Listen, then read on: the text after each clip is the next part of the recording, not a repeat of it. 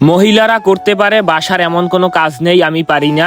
একদম ঘর ঝাড়ু দেয়া থেকে শুরু করে সকল রান্না আমি পারি।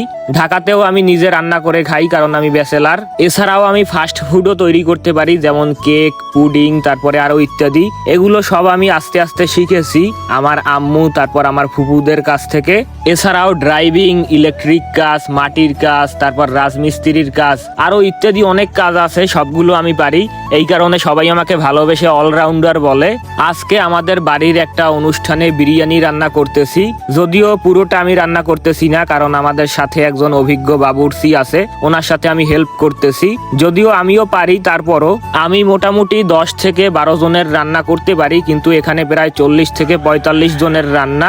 সবকিছু দেখাতে পারলাম না। আমাদের বিরিয়ানি রান্না করা শেষ। এটা হচ্ছে মুরগি দিয়ে বিরিয়ানি। আমি সবসময় নতুন কিছু করার এবং নতুন কিছু শেখার চেষ্টা করি। সো গাইস, আমাদের বিরিয়ানি রান্না করা শেষ, একদম রেডি। আর বিরিয়ানিটা কিন্তু একবারে অস্থির হয়েছে ভাই।